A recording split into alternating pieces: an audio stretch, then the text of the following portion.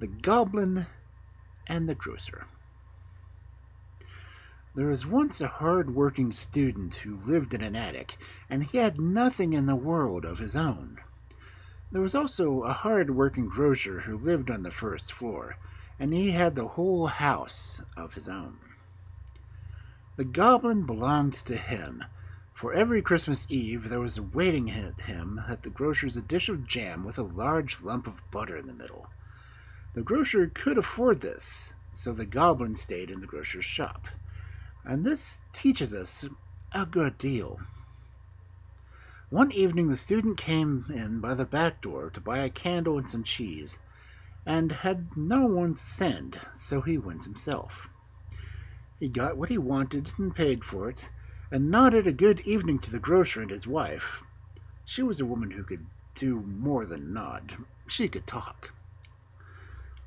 When the student had said good night, he suddenly stood still, reading the sheet of paper in which the cheese had been wrapped. It was a leaf torn out of an old book, a book of poetry. "There's more of that over there," said the grocer. "I gave an old woman some coffee for the book. If you would like to give me 2 pence, you can have the rest." "Yes," said the student. "Give me the book instead of the cheese. I can eat my bread without cheese. It would be a shame to leave a book to be torn up. You are a clever and practical man, but about poetry you understand as much as that old tub over there." And that sounded rude as far as the tub was concerned. But the grocer laughed, and so did the student, and it was only said in fun. But the Goblin was angry that anyone should dare say such a thing to a grocer who owned the house and sold the best butter. When it was night and the shop was shut, and everyone was in bed except the student, the Goblin went upstairs and took the grocer's wife's tongue.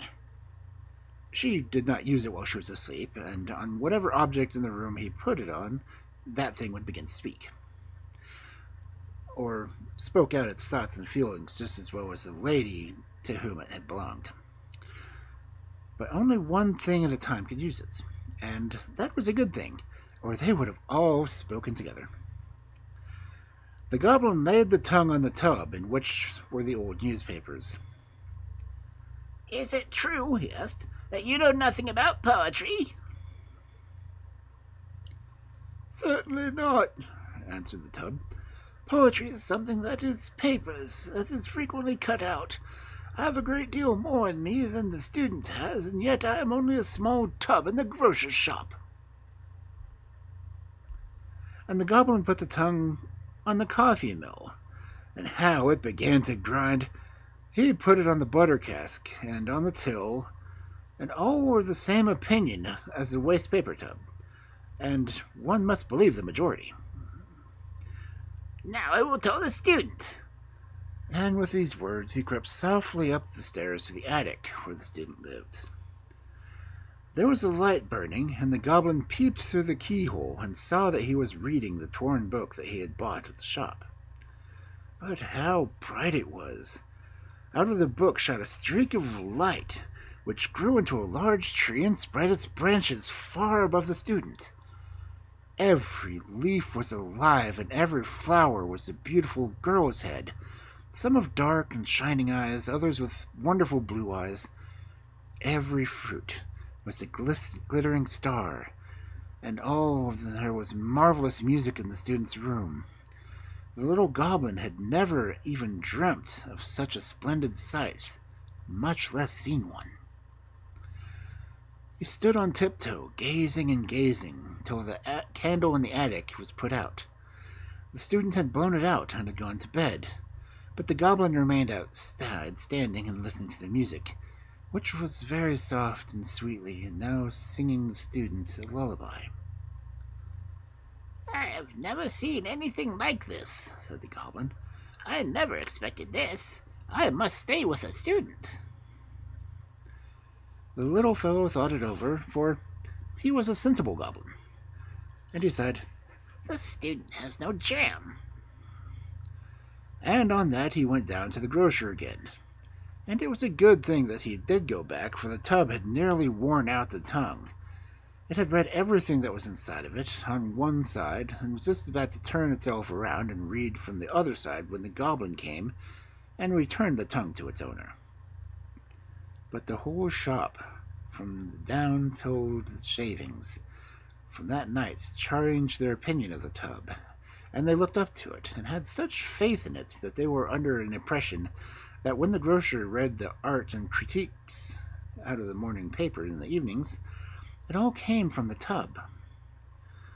But the goblin could no longer sit quietly listening to the wisdom and intellect downstairs. No, as soon as the light shone in the evening from the attic, it seemed to him as though the beams were strong ropes dangling down to him, and he had to go and peep through the keyhole. There he felt the sort of feeling we have looking at a great rolling sea in a storm, and he burst into tears. He could not himself say why he wept, but in spite of his tears he felt quite happy.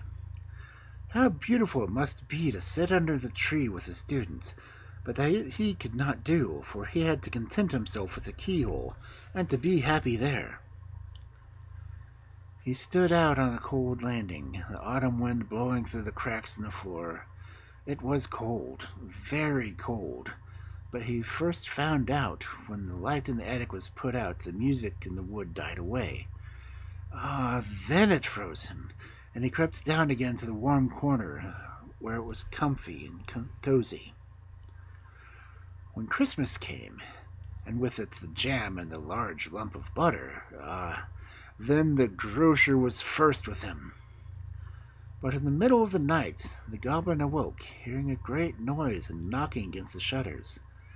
People hammering from outside. The watchman was blowing his horn. A great fire had broken out, and the whole town was in flames. Was it in the house, or was it at a neighbor's? Where was it? The alarm increased. The grocer's wife was so terrified that she took her gold earrings out of her ears and put them in her pockets in order to save something. The grocer seized his account books, and the maid her black silk dress. Everyone wanted to save his most valuable possession. So did the goblin, and in a few leaps he was upstairs in the student's room. He was standing quietly by the open window, looking at the fire that was burning in the neighbor's house, just opposite. The goblin seized the book lying on the table, put it in his red cap, and clasped it with both his hands. The best treasure in the house was saved, and he climbed out onto the roof with it, onto the chimney. There he sat, lighted up by the flames from the burning house opposite, both hands holding tightly on his red cap, in which lay the treasure. And now he knew what his heart really valued most, to whom he really belonged. But when the fire was put out, and the goblin thought it over, then, "I will decide myself between the two," he said. "I cannot give up the grocer because of the jam. But it is just the same with us. We cannot quite give up the grocer because of the jam."